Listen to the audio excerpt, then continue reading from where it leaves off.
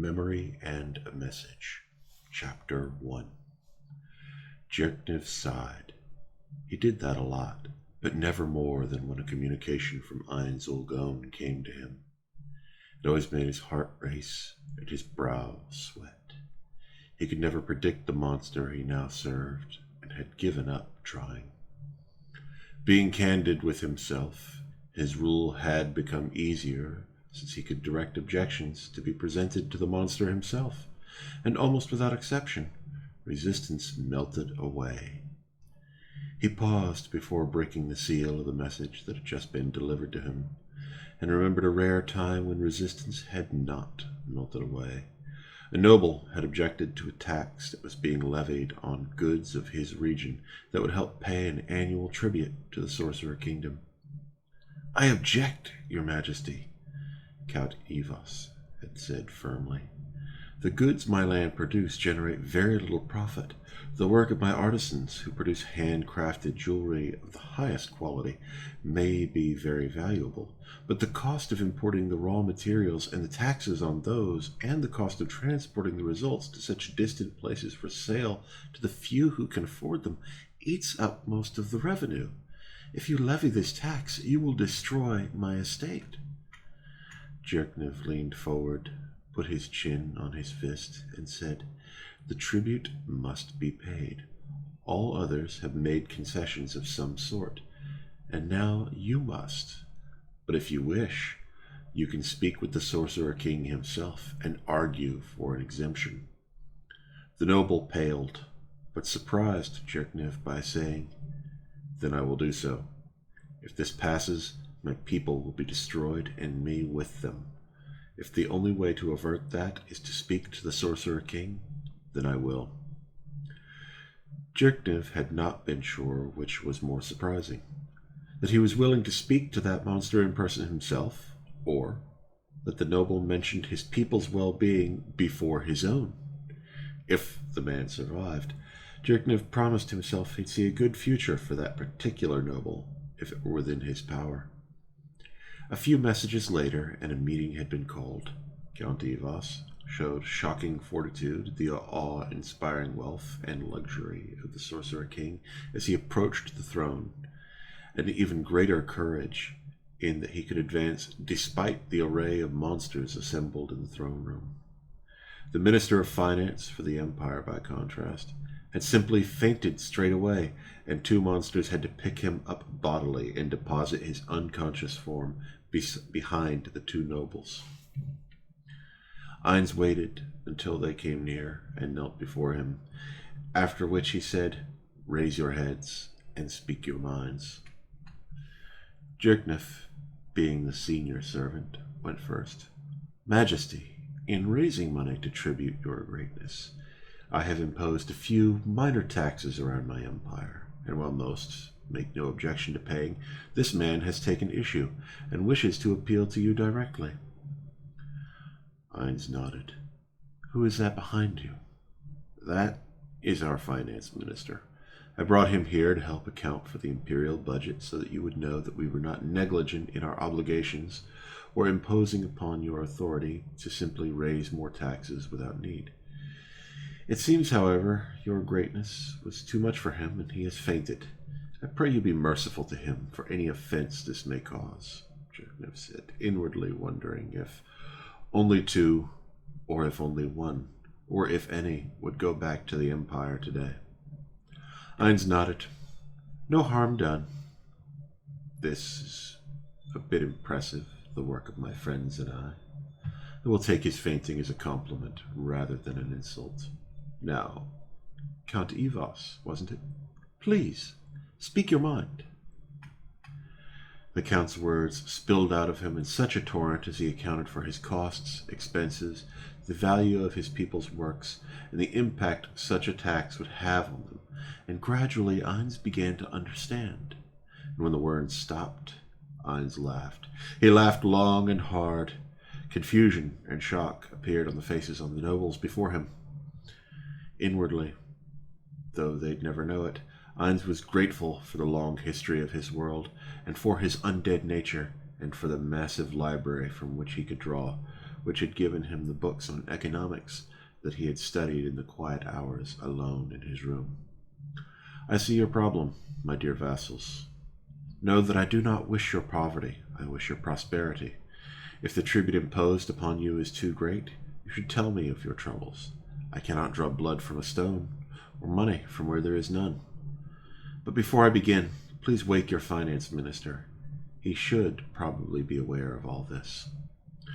Some frantic shaking was interrupted by Demiurge simply saying, "Wake up," in the voice that 2 years earlier had forced all of Jerkniv's party to kneel. A moment later, the three were kneeling together as Ainz spoke. Inside his head, Suzuki Satori was very glad this was something he could address. As an office worker, he well understood the intricacies of money, and that experience had lent itself well to growing understanding of economics, and the books of his library contained the knowledge of 12,000 years of human economic theory and development, which he proceeded to dump upon people who had only 600 years of history behind them, and most of that spent just trying not to be eaten. He explained the use of capital and investment, tax centralization and collection, voluntary compliance, standardized weight for coinage, and how regulations worked to incentivize behavior on the marketplace. And for good measure, he offered to send his undead to build roads, and his runesmiths to enchant them against damage in exchange for a share of the trade increase that he predicted would result, and to offset that from the tribute due. And then for good measure, he said, "Count Ivas, you appear to be quite proud of the work of your artisans, and, as you can see from this room, I value beauty and artistry quite highly too. And you have displayed some courage in coming here for the sake of your people. This suggests that you see value in them, and when a mere mortal sees enough value in something to risk the scant life he is limited to, I take notice." Ivas swallowed, but said nothing. "So with that in mind," Ainz said, "if you have space on your estate, I will establish a school for the artisans there, to be administered by yourself and those you appoint. Your artisans will select student applications from around the empire and all other lands I control, to be funded in part by the sale of student goods. The pricing tier is to be set by averaging teacher appraisal of quality against student year of study.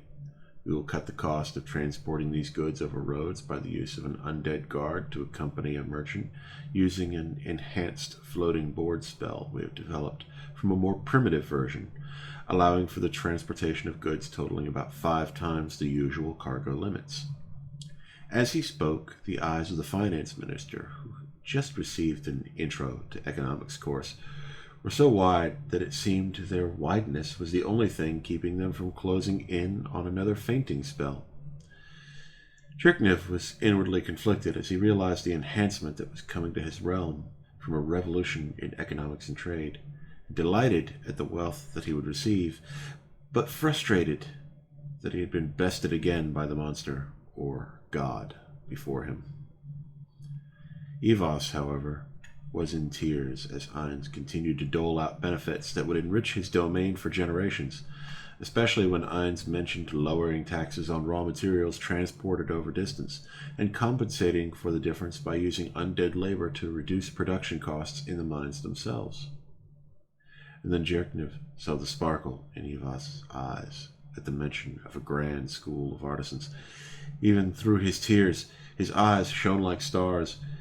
"And when your first generation of students has grown into masters of their craft, I trust you will make no objection if I require their graduation to be marked by working for me on a project somewhere in my lands."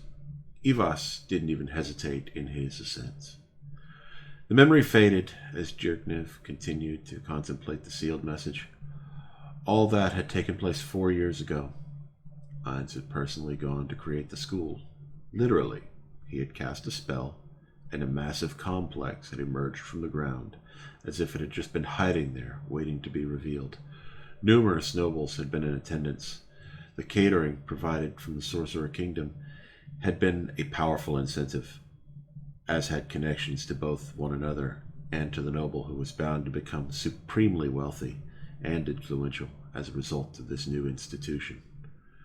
The roads had taken only about 2 months to complete, an enchanting mere days.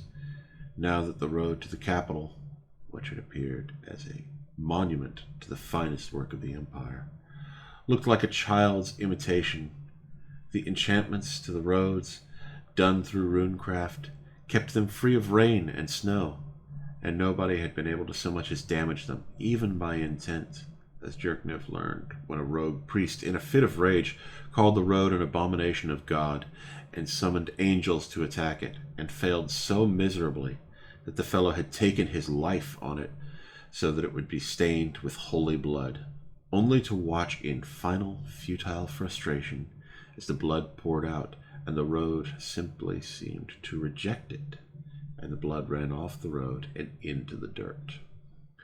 The school thrived, and the first students were now the first graduates. They had built a spire in Iran Tel with countless intricate designs, and a plaque in front of it proclaimed to be the work of the students of the school. This first project became a popular gathering place for other artists, and some other second-tier students were drawn from those who came to show off their own work, and who caught the eyes of school administrators seeking talent. The coffers of the Empire grew, even as the taxes declined, and the fixed rate of tribute, according to the imperial net, had kept Jerkniv calm about meeting the Sorcerer King's expectations, along with submitting an annual finance report to show his wealth was not being squandered. It was so effective at keeping him honest that Jerkniv instituted the same practice with his nobles, requiring regular finance reports and regular auditing of those reports, looking for discrepancies. Now, another message. He wondered how Ainz planned to outclass him this time, and with a deep breath, he broke the seal. All right, well, thank you for reading the story, and now thanks to listening to it. This is actually the first chapter of the first story I've ever done for Overlord. At that time, I wasn't really sure I would undertake my larger projects, and well, now here we are. All right, well, thank you very much. You can support my original work on patreon.com/tellingstories, or you can